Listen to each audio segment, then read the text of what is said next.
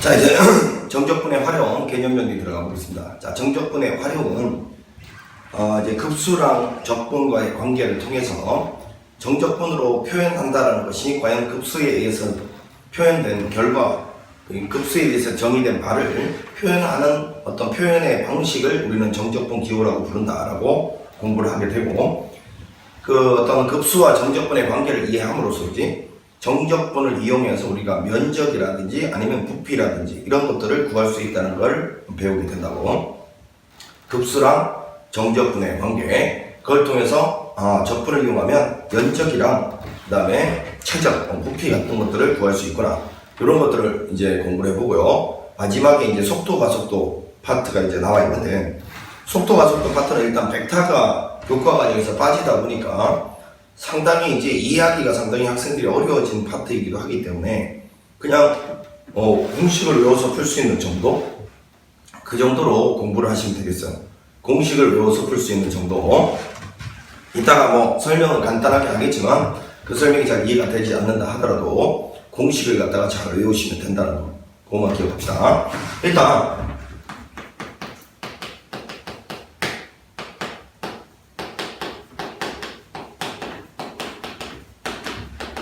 자, 이제 급수와 구분구조법이라는 걸 설명하는데, 이거 통해서 이제 정적분으로 이렇게 연결해 가도록 하겠습니다. 구분구조법이라는 것은 구분, 뭔가를 쪼갠다는 거죠. 뭔가를 이제 N조각 내서 그 안에 이제 내가 손으로 구할 수 있는 면적이나 아니면 입체도형이면 부피를 갖다가 예를 들어서 손으로 구할 수 있는 도형이 평면 도형이 뭐가 있어요? 사각형도 있고 삼각형도 있겠죠. 사다리꼴도 있고요. 그런 걸 갖다가 채워 넣거나 아니면 이런 거죠. 부피 같은 경우는 어떤 내가 구하고 싶은 입체 도형을 N 조각을 낸 다음에 그 안에 내가 손으로 구할 수 있는 입체 도형의 부피를 갖다가 끼워 넣는 거야. 상상하는 거야. 예를 들면 원기둥 같은 거밖에 부피에서는 소개가 되지 않는데, 그지? 원기둥 같은 거 있다. 그럼 예를 들면 여러분 이런 거예요. 구분구조법의 원리가 뭐냐면, 예를 들면 내가 이제 이러한 이상하게 생긴 어떤 이러한 구역의 면적을 구하고 싶을 때 이렇게 길이가 일자리 길이가 일자리 이러한 격자선을 갖다가 이렇게 이 안에다가 채워뒀다고 상상합시다. 길이가 일자리 격자선을 갖다가 채워뒀다고 생각했을 때, 그럼 길이가 일자리면 이 사각형 하나는 면적이 1일 거 아니야. 가로도 1이고 세로도 1일 테니까, 그지? 그럼 이 안에 들어가는 사각형 개수를 갖다가 씌는 거야. 이 안에 들어가는 사각형 개수를 씌면 그 사각형 완전히 요 안에 완벽하게 이렇게 찐따나 있는 것들 말고, 그지? 찐따나 있는 것들 말고 완벽하게 들어가 있는 사각형 개수를 씌면 그 사각형 개수 하나당 면적은 1이니까, 그지? 그 사각형 개수가 요 안에 있는 면적과 비슷하겠지만 완벽하게 같을 수는 없죠. 왜 그런 현상이 벌어집니까? 지금 이렇게 찐따나 있는 놈들, 찐따나 있는 놈들, 이런 놈들 때문에 어떤 거는 삐져나와 있는 게 있고 어떤 거는 면적이 또 들어와 있는 것도 있고, 이런 오차들 때문에 요 곡선의 면적하고 요 사각형 개수의 면적하고 틀린 거 아니야, 그지? 그럼 이 상황에서 그 오차를 있잖아, 줄일 수 있는 방법은 뭐겠는지 생각해요. 요 사각형을 무한조각으로 쪼개버리면 되죠. 사각형 하나의 크기를 매우 작게 보내버리면 그 사각형이 거의 모든 놈들이 다 이 곡선 안쪽으로 들어오는 완벽한 사각형이 될 것 같은 느낌이 듭니까? 그러니까 여기 찐따나 있는 걸 막 무지무지 작은 조각으로 쪼갰다고 생각해봐. 그러면 이 사각형의 개수 크기를 무지무지 작게 만들어서 무지무지 많은 조각으로 쪼개면 쪼갤수록 곡선 아래쪽, 곡선 안쪽 면적하고 저 사각형 개수하고 거의 오차가 없어진다는 걸 느낄 수가 있어요. 이런 거를 구분구조법의 원리라고 부른다고. 자, 그럼 이제 이걸 이용해서 먼저 곡선의 면적부터 한번 보면, 자, 이렇게 이제 y fx가 있어요. fx가 있을 때, 자, 이게 x 축이라고 칩시다. a에서부터 b까지, a에서부터 b까지 이 fx 곡선과 x축으로 둘러싸인 여기에 면적. 자, 이거를 구분구조법으로 구하라고 하면 제일 먼저 하셔야 될 일이 여기 안에 있는 이 부분 있잖아요. 이 부분을 n 등분한다고.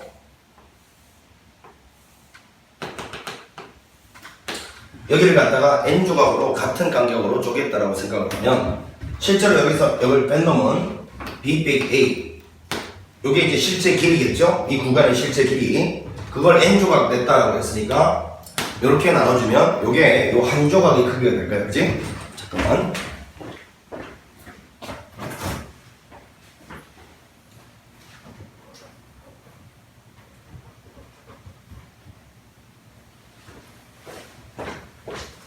에어컨을 좀 틀었어요. 자, 요만큼의 요 한 조각의 크기, 요거를 이제 우리는 델타 x라고 볼게요. 델타 x. 이렇게 두고겠습니다. 자, 그리고 이제 이렇게 한 다음에 여기 있는 요 전부터 이제 좌표를 한번 설정을 해보겠습니다. 좌표를. 얘를 첫 출발을 해서 x0, 얘를 x1, 얘를 x2, 얘를 x3 이렇게 놓고 여기 어딘가에 xk라는 놈이 있다 치고요. 얘는 xn, n조각 네버 중에서 n번째 점이다 해서 xn이라고 두고있습니다. 그러면 자 한번 써볼게. x0라는 거는 a가 될 것이고, 그지? a 출발점. x1이라는 것은 이 a에서 요 간격 한 칸을 더해준 게 좌표가 되는 거죠. a에서 요거 한 번 더해준 거. 자, x2라는 거는 요 a에서 요 간격을 두 번 더해준 게 될 겁니다. 이렇게. 자, 이렇게 해 나가면 xk라는 거는 그러면 a에다가 n분의 b-a를 k번 더해준 게 될 것이고, 쭉 가서 마지막에 xn이라는 것은 a에다가 n분의 b-a를 n번 더해준 게 될 거다라는 걸 알 수가 있어요. 자, 보니까 이걸 잘 살펴보니까 일종의 등차 수열이죠. 요 간격 자체가 공차인 등차 수열이라는 걸 알 수 있습니다. 여기다가 계속 n분의 b-a를 더해 가서 그 다음 좌표들이 만들어진다는 걸 알 수가 있어요. 되겠니? 자, 이랬을 때 원리 원칙대로 하면 말이야. 잘 봐야 돼. 내가 이 곡선 밑에 면적을 지금 부분부족으로 구하고 싶거든. 그 원리 원칙대로 지금부터 설명해보다. 한 번은 이렇게 쪼개놓고 바깥쪽으로 삐져나가는 이런 직사각형들 주황색으로 그릴게. 이런 삐져나가는 직사각형들 여기 이제 채워놓은 거야. 이렇게 다. 여기도 이렇게 채워놓고, 여기도 이렇게 채워놓고, 여기도 이렇게 마지막으로 이렇게 채워넣겠지. 사각형 개수가 이제 n개 채워놓은 거야. 여기도 땡땡땡이라고 할게요.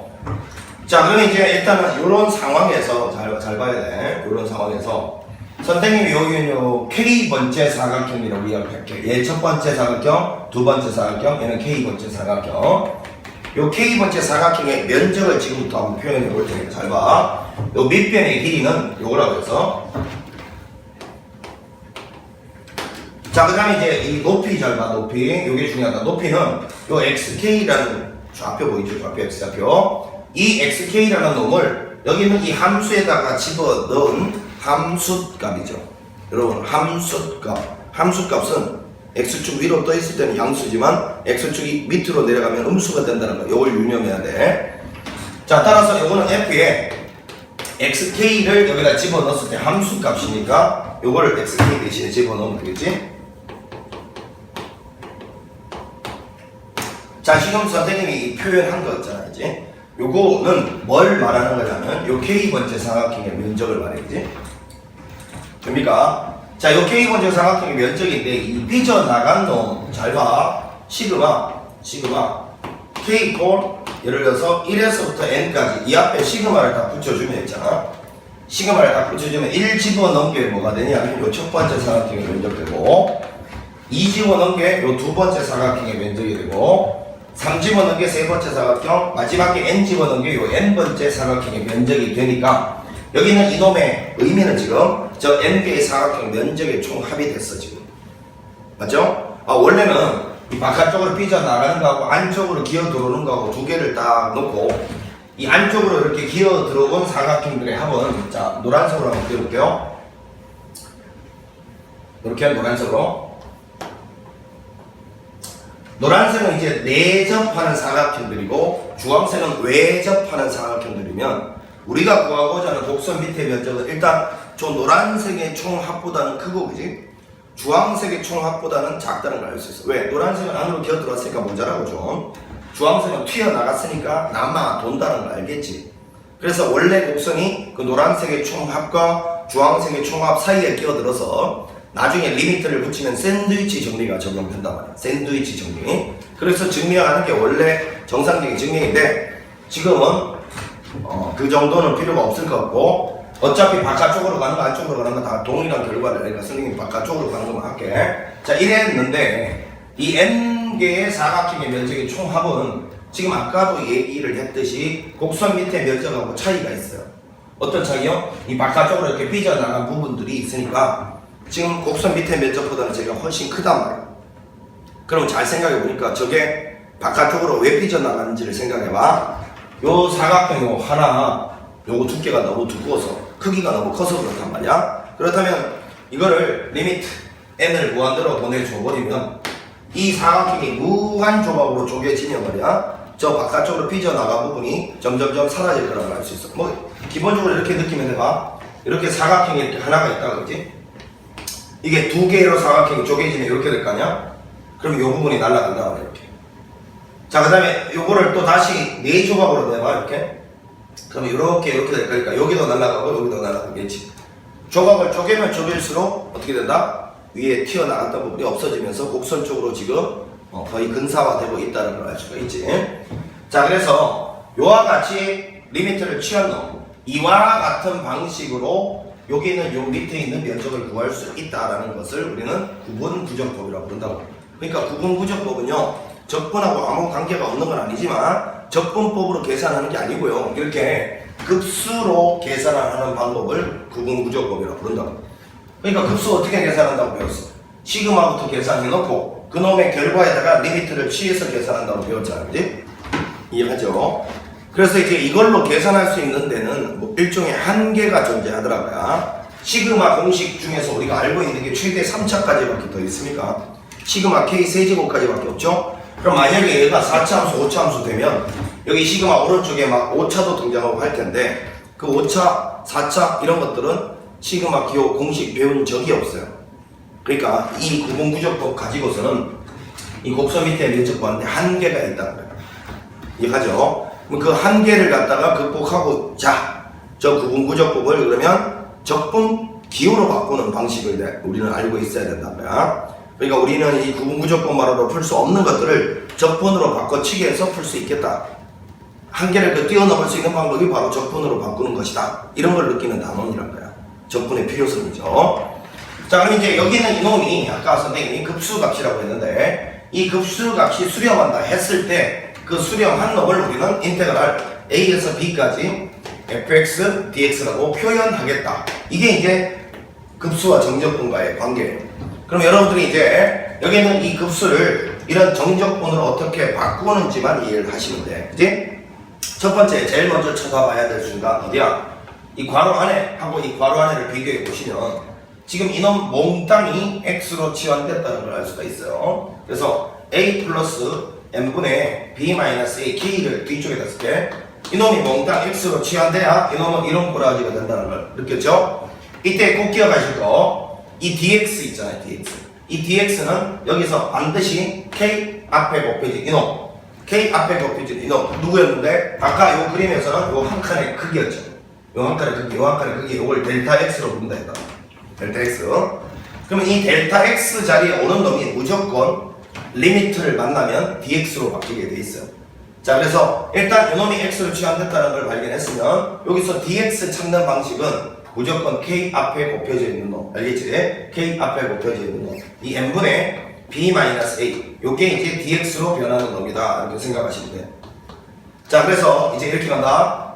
리미트 시그마 인테그랄로 바꿔주고 f, 요거는 x로 취환됐고 그 다음에 요놈은 dx로 바꿔치게 될 것이고 그 다음에 여기에 오는 놈과 여기 오는 놈만 찾으면 되는데, 그치? 사실은 선생님이 여기는 이 사각형들을 아까 n 조각으로 무지 쪼갠다라고 했는데 사실은 이런 느낌으로 봐도 된다고. 여기가 b고요, 여기가 이거 벽면 봐봐, 여기를 a, 여기를 b라고 하면 여기 이제 n명이 딱 들어앉아 있었는데, 그치? 구간을 안 변한 상태에서 여기 막 사람을 갖다가 집어넣는다라고 생각하면 되잖아. 사람을 무한명 집어넣으면 제일 마지막에 있던 얘는 막 짜부가 이렇게 짜부가 되면서 제일 마지막 사각형이 n이 무한대로 감을 만나서 b가 되는 거고요. 제일 첫 번째 사각형이 n이 무한대로 갈 때 이 첫 번째 요 a가 된다고 생각하면 된다고.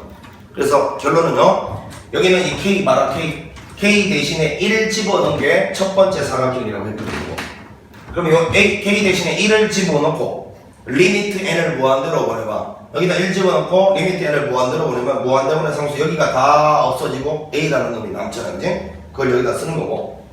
그 다음에 k 대신에 시그마의 맨 마지막 n이죠. n을 k 대신에 집어넣고, 자 집어넣어서 약분해서 a도 없어지면 b, 상수 b가 남잖아. 거기다 리미트 취해봤자 b죠. 이게 원래 정상적으로 가장 정확하게 아래 끝, 위 끝을 구하는 방법입니다. 자 뭐라고요? k 대신에 1 집어넣고 리미트 n을 무한대로 보내. 알겠어? 그리고 마지막에 n 집어넣고 요거를 여기다 집어넣고 리미트 n을 무한대로 보내면 돼. 뭐 혹자는 k 대신에 빵 집어넣은 게 아니냐 이렇게 이야기하는 사람도 있어. x빵이 a니까 그지? k 대신에 빵 집어넣으면 a고, 그 다음에 k 대신에 n 집어넣으면 약분해서 나오는 게 b다. 이렇게 설명하는데 요거는 살짝이 좀 한계가 있어. 알겠지? 그래서 선생님이 하라는 대로 k 대신에 1 집어넣고 리미트 n을 무한대로 보는 걸 쓰고, n 집어넣고 리미트 n을 무한대로 보는 거 써. 만약에 여기가 n-1이다 그러면 뭐라고? n-1을 여기다 넣고 리미트 n을 무한대로 보는 걸 쓰라고. 그럼 예를 들어서 이런 거죠. 만약에 여기가 n-1이었다 치면 이렇게 하고 리미트 n을 무한대로 보려면 요거 1차분의 1차니까 여기서는 극한값이 b 빼기 a 나올 거 아니야. 거기다 얘까지 더하면 마찬가지로 b가 된다는 거 알 수 있죠. 자 이렇게 아래쪽에 끝을 구하는 거예요. 자 그러면 연습을 한번 해봅니다. 연습을. 이제 만약에 자 이제 잘 봐. 선생님이 이제 이러한 방식을 갖다가 기억을 하나 했고, 만약에 문제 이제 이렇게 나온단 말이야. 얘를 정적분으로 바꿨더니만, 자 이게 f에 a 플러스 x, 여기는 세모, 여기는 네모 이렇게 돼 있다고 치자. 그럼 이 세모 네모 자리에 이렇게 뭔지를 찾으래. 그럼 자 잘 봐. 여기는 이놈하고 괄호 안에 거하고 먼저 딱 보는 게 제일 첫 번째 봐야 될 거라고 했잖아. 이거 두 개를 보니까 k 곱하기 b-a 나누기 n, 요거를 지금 여기는 요 뒷부분 요 부분만 x로 딱 지원한 격이잖아요. a는 그대로 뒀잖아요. 그럼 이랬을 때 dx는 무조건 k 옆에 곱한 이놈이 된다 했으니까, 자 이제 이걸 바꿔보면 인테그랄, 자 간다. f에 a 요놈만 x라고 바꿨어. 그리고 dx는 요거니까 요거 dx로 바꿨어. 자 그 다음에 아래 끝은 어떻게 구하라고? 자 k 대신에 자 1 집어넣고 리미트 n을 무한대로 보내봐. 무한대분의 상수니까 빵이 되죠. 빵. 그 다음에 k 대신 n 집어넣어봐. 약분하면 b 빼기 a라는 상수인데 거기다 극한치 해봤자 b 빼기 a죠. 자 그래서 여기는 빵, 여기는 b 빼기 a 이렇게 들어가는데, 요게 좀 전에 우리가 썼던 그놈과 표현은 다르지만, 그치? 좀 전 거를 적절하게 평행 이동한 거에 불과하니까 얘는 x 대신에 x 플러스 a를 넣었으면, 좀 전에 그 함수 x 대신에 x 플러스 a를 넣었으면 x축 방향으로 마이너스 a만큼 평행 이동하겠다는 뜻이잖아. 그래서 아까는 여기가 a였던 놈이 마이너스 a만큼 가면 0이 되는 거고, 아까 여기 b였던 놈이 마이너스 a만큼 가면 b 빼기 a가 됐을 뿐이야. 그러니까 표현 방식은 이렇게 다양하게 표현할 수 있는데 그 계산 결과는 항상 똑같다는 걸 명심해야 돼. 그래서 이런 급수를 정적분으로 옳게 바꾼 것끼리 짝지은 것은 이런 걸 대비하셔야 됩니다. 알겠나? 그리고 여기서 또 하나, 자 항상 보면 이 밑줄 친 놈 이놈이 요 n 곱하기 b-a가 요 한 칸의 길이라고 했는데 요거는 길이가 맞는데, 그지? 여기는 요 놈은 함수 값이다 보니까 만약에 이 곡선 자체가 x축 밑으로 이렇게 갈려 있었다라 치면, 이렇게 했을 때 이 n제곱 됐을 때 이건 항상 양수지만 여기는 이 값이고요. 이 값은 항상 x축 밑으로 갈리는 음수가 될 거라고. 그러면 이놈이 x축 밑으로 갈려 있을 때는 여기는 이 부분이 항상 음수가 돼. 매 순간 그걸 다 더한 것도 음수가 될 거니까. 그래서 적분이라는 것은 면적하고는 차이가 있구나. x축 밑으로 깔렸을 때 적분하면 음수가 되는 이유가 여기에 있구나. 이렇게 돼. x축 밑으로 깔린 걸 적분하면 음수가 되는 거야. 단 그게 면적과 무관하진 않지. 그 음수가 되는 값의 절대값이 바로 면적을 의미한다라는 것이에요. 됩니까? 그리고 또 하나, 여기는 요거를 고쳤을 때 있잖아. 우리 아까 이거를 인테그랄 a에서 b까지 fx, dx 이렇게 했을 때 사실은 요게 적분을 계산하는 입장에서는 x에 대한 변수에 대한 적분이다. x에 관해서 적분하고 있다. 그런 의미지만 기하학적인 측면에서는 요거 두 개 곱한 게 하나의 어떤 의미를 가져요. 옆에다가 한번 그려보면, 자 이렇게 했을 때 이제 이 그림을 그대로 옮겨 그렸다 치자. 그림이 좀, 자 이렇게 했을 때 여기는 이 K번째 사각형 보세요. 요 놈이 리미트 n을 무한대로 만나면 짜부된다 했잖아. 그래서 마치 매우 얇은 이런 머리카락 두께의 이러한 어떤 사각형이 된다는 거야. 이때 여기는 요놈 높이가 fx고요. 요때 요 밑변의 길이 매우 리미트를 만나서 작아가고 있는 그 길이를 dx라고 보면 요 fx 곱하기 dx 즉 요놈 두 개 곱한 놈의 의미가 요 매우 얇은 조각의 면적이라는 거야. 면적. 그 매우 얇은 조각의 면적을 여기서부터 여기까지 촘촘하게 도안한 뜻이 바로 이쪽 등기호다라고 생각하면 돼요. 그러니까 요 두 개 곱한 놈이 어떤 의미를 가집니다. 기하학적인. 저 두 개 곱한 놈이 무슨 의미인지를 파악하면 저 적분이 도대체 뭘 구하는 적분인지를 항상 알 수 있게 돼요. 알겠니? 자, 어찌됐건 여기 봐라. 결국은 이 dx가 여기는 요 델타 x 보이죠? 요 델타 x. 요 놈 리미트가 만나져서 얘가 리미트를 만나서 얘가 바뀌는 거니까 항상 델타 x는 k 앞에 곱해진 이 놈이고 요 놈이 리미트를 만나서 요 놈이 리미트를 만나서 dx로 바뀐다라고 생각하면 된다. 됐어요? 자, 그래서 이게 이제 구분구적법이라는 거고 여기서 마지막으로 하나만 다 강조를 드리면 이 구분구적법을 이용한 놈을 적분으로 바꿔치기 할 때 이 구분구적법 먼저 식을 세울 때 있잖아. 제일 중요한 점이 뭐냐 하면 지금 적분하고자 하는 축이 이거잖아요. 그리고 도형이 이렇게 있으면요 항상 적분하고자 하는 축에 수직으로 자르셔야 됩니다. 지금 이거 적분하고자 하는 축에 수직으로 이렇게 N조각 냈잖아요. 이 철칙을 절대로 지켜주셔야 돼. 적분하고자 하는 축에 수직으로 다 수직으로 자른 후 거기다가 내가 손으로 구할 수 있는 도형을 채워넣어야 됩니다. 반드시 수직으로 잘라야 돼요. 아시겠죠? 이거는 좀 꼭 좀 명심을 하십시오. 자, 이게 이제 면적에 관련된 이야기였으면 이제 부피에 관련된 이야기 한번 해보겠습니다. 자, 이거 일단 면적에 관련된 이야기하고 부피 넘어가기 전에 뭐 수투에서 공부했던 거 잠깐 복습을 해보면 예를 들어서 뭐 이러한 이런 놈이 있는데 그지? 자, 이거 전에 곡선이 이렇게 하나가 가고 있고 이렇게 하나가 가고 있을 때 자 이렇게 가고 있다. 요거를 그냥 여기 볼게요. 여기를 A라고 하고요. 여기를 B라고 했을 때 요게 Y 이퀄 FX고요. 요게 Y 이퀄 GX라고 할게요. 선생님. 이게 X축이라고 할게. 이게 X축 밑으로 내려와 있을 때도 상관없는데 자, 이때 여기 이 둘러싸인 부분의 면적을 어떻게 표현할지 둘러싸인 부분의 면적 자, 인테그랄 A에서 B까지 위쪽, 이 구간에서 더 위쪽에 있는 놈이 fx고 아래쪽에 있는 놈이 gx면 항상 위쪽에서 아래쪽을 이렇게 빼야 이 둘러싸인 부분의 면적이 나온다 했는데 이건 외우지 말고 네가 한번 대답해 볼래? 자, 먼저 A에서 B까지 선생님이 색칠되는 주황색 요 면적 있잖아요. 면적 x축으로 올라가 있으니까 면적 맞죠? 이 주황색 면적을 식으로 표현하면 보니 A에서 B까지 fx, dx 여기다 볼게. 이거 맞죠? 자, 그 다음에 주황색 말고 이제 초록색 여기 색칠하는 거 봐라. 여기. 이 초록색으로 색칠한 거는 식으로 어떻게 뭐하니? 인테그랄 A에서 B까지 gx, 이렇게 구하라는 거 맞죠? 그럼 네가 봐도 이 노란색은 주황색에서 초록색 빼면 된다는 거 알겠지? 그래서 이렇게 딱 빼서 나온 게 이거 아니냐고, 그지? 위쪽에서 아래쪽 빼면 된다는 거 아니냐고. 외우지 말고 이해를 하세요. 자, 그 다음에 이런 거 한번 보세요. 이런 거. 여기가 이제 y 꼴 예를 들어서 fx다. 여기가 y 꼴 gx가 치면 자, 일단 선생님 문제랑 이 이야기를 한번 물어볼게. 자, 여기서 어떤 곡선이 이렇게 가고 있다. 적분 fx, y 꼴 fx. 여기 면적이 2고 여기 면적이 3이라고 할게. 여기는 A고 여기는 B고 여기는 원점 5였다고 치자. 지금 분명히 선생님이 면적이라고 했습니다. 적분이라고 안 했어요. 자, 여기 면적이 2고 여기 면적이 3일 때 자, 인테그랄 0에서 2까지 fx, dx는 얼마야? 당연히 2지 뭐, 그지?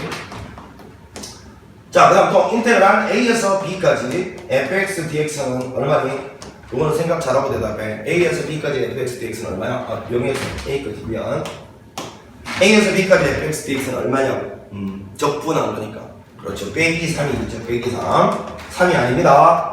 적분을 하게 되면 x축 밑으로 깔려있는 놈은 면적에다가 마이너스 붙인 값이 나온다 했어. 그러면 만약에 인테그랄 0에서부터 b까지 fx, dx를 구하라고 하면 빨리 대답해봐. 여기서부터 여기까지 적분하라고 했단 말이야. 적분. 그러면 어떻게 해야 돼? 여기서 여기까지 적분에다가 여기서 여기까지 적분을 더해서 계산하는 거지. 그러다 보니 이거하고 이거 두 개 더하는 거니까 결국 2 빼기 3에서 마이너스 1이 된다는 거. 여기서 여기까지 적분하면 이런 거 다 알고 있죠? 오케이. 그럼 적분이란 게 면적과 다르다는 게 이렇게 좀 느껴졌으면 자 그러면 내가 이제 질문. 만약 네가 0에서부터 b까지 0에서부터 b까지 적분이 아니고 저 둘러싸인 부분의 면적을 구하라고 누군가에게 말하고 싶으면 수학적 기호로 어떻게 대답해야 되는 거야? 어떻게 물어봐야 되는 거야? 자, 여기서 여기까지 이 둘러싸인 면적을 구하시오라고 시키고 싶으면 어떤 네가 누군가에게 수학적 기호로 어떻게 물어봐야 되냐? 이렇게요. 인테그랄 0에서 b까지 절대값 fx, dx. 자, 이렇게 물어보면요. 0에서부터 b까지 곡선이 x축과 둘러싸인 부분의 면적을 구하시오라는 뜻이야. 그럼 반대로 네가 이렇게 누군가에게 질문을 받았다 치자. 그럼 너는 이거를 나보고 여기는 이놈의 면적 구하라고 시키고 있네 이렇게 받아들여야 된다. 그럼 이제 네가 이 문제를 갖다가 딱 맞닥뜨렸어. 여기 면적을 구하래. 그럼 어떻게 해야 되나? 어떻게 해야 돼? 인테그랄 0에서부터 a까지 fx, dx는 잘 봐. 여기서부터 여기까지는 그냥 적분하면 바로 면적이 되겠지. 2라는 면적이 될 거야, 그지? 근데 A에서부터 B까지 fx, dx는 이거를 그냥 적분하게 되면 이 면적에다 마이너스 붙인 게 나올 거니까 이게 마이너스일 테니까 앞에다가 마이너스 탁 의도적으로 곱해주면 이게 면적이 되어버릴 거 아니야, 그지? 이해 가냐? 자, 그래서 만약에 이런 그림에서 이런 질문을 받았을 때는 절대값이 들어가 있는 놈은 사실은 플러스일 때 마이너스일 때 쪼개서 해야 된다 그렇게 생각하셔도 좋고 그거는 이제 절대값의 기호의 특징에 따라서 푼 거고 그렇잖아요. 여기서 여기까지는 fx가 양수니까 그대로 나온 거고 여기서 여기까지는 fx가 음수니까 마이너스 달고 나왔다 이렇게 생각해도 되는 거잖아 저거. 근데 그거보다는요 의미를 생각하죠. 면적을 구하라 했으니 여기서 여기까지는 그냥 적분하면 되고 여기서 여기까지는 적분하면 음수 딱 나올 테니까요. 앞에 마이너스 딱 곱혀서 면적으로 만들어준다. 이렇게 생각하는 게 훨씬 더 편리할 때가 많아. 그러면 만약에 이런 거 있잖아요. 여기는 이 fx하고 여기 gx가 여기를 기점으로 여기를 a, 여기를 b, 여기를 c라고 했을 때 여기를 기점으로 이렇게 역전될 때 만약에 여기는 이 부분하고 이 부분 면적을 구하시오라고 이야기하고 싶으면 둘러싸인 면적을 한마디로 이렇게 하면 된다. a에서부터 c까지 fx 마이너스 gx의 절대값 dx 이렇게 물어보잖아요. 그럼 이게 무슨 뜻이라고? 이놈과 이놈 이 구간에서 이놈과 이놈으로 그리고 이 구간으로 둘러싸인 부분의 면적이 얼마냐라고 묻고 있는 거야. 그럼 너는 이런 질문을 딱 드리면 자 어떻게 하면 돼? 인테그랄 a에서부터 b까지는 아까 여기서 면적은 둘러싸인 면적은 무조건 위쪽에서 아래쪽을 빼야 된다 했으니까 그지? a에서부터 b까지는 fx가 더 위에 있으니까 fx 마이너스 gx dx 이렇게 해주시면 되고 b에서 c까지는 인테그랄 누가 더 위에 있어요? gx가 더 위에 있으니까 gx 마이너스 fx dx 이렇게 계산해 주시면 된다. 자 의미를 좀 잘 알고 있어라. 절대값 씌워져 있으면 그 사이 간격에서 이 부분에서 두 그래프로 둘러싸인 부분의 면적을 구하는 소리야. 면적 아시겠지? 이것도 사실은 이 뒤에 빼기 0이 있다고 생각하면 저 fx와 x축으로 둘러싸인 면적 구하라 그 뜻이라고. 되겠나? 그리고 둘러싸인 면적은 항상 위쪽에서 아래쪽을 빼줘야 된다는 거. 자, 그 다음 또 추가적으로 이런 거요.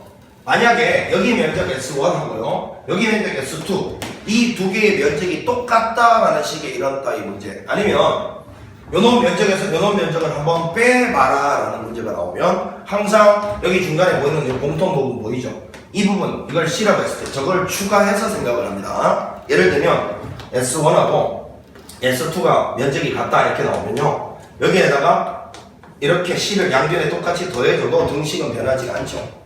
그러면 요 S1 더하기 C는 뭔데요? 이거 두 개 더한 건 뭔데? 요만큼 fx를 그냥 A에서 C까지 적분한 거 아닙니까?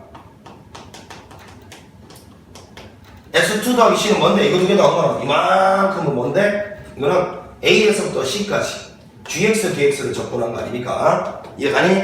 오케이. 그래서 만약에 이 면적이 똑같다라는 거 문제가 나오면 C를 추가해서 이거 두 개 더한 거, 즉, 요 밑에 있는 전체 면적과 요 밑에 있는 전체 면적이 같다. 이렇게 식을 세우면 된다고. 그래서 이건 누군가는 외우고 있잖아. 이걸 왼쪽으로 넘기면 이놈에서 이놈 뺀 놈이 빵 된다고 외우고 있잖아. 그걸 외우지 말란 말이야. 그딴 걸 모른 채, 왜 그렇게 되는지도 모른 채 외우니까 못 푸는 거야. 그 다음 또 하나. 만약에 S1에서 S2를 뺀 놈을 묻는다 하면, 마찬가지로 이것도 S1에서 S2를 뺀 놈을 묻는다 하면, 여기다가 C를 추가해서 이렇게 빼버리면 어차피 C는 날아가는 거 아니냐 이거야.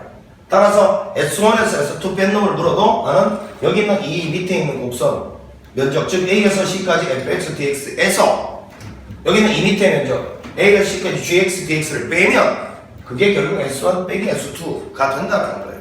그런 걸 이렇게 추가해서 이해를 하시라고. 그럼 식은 자동 세워지니까요. 외우지 말고.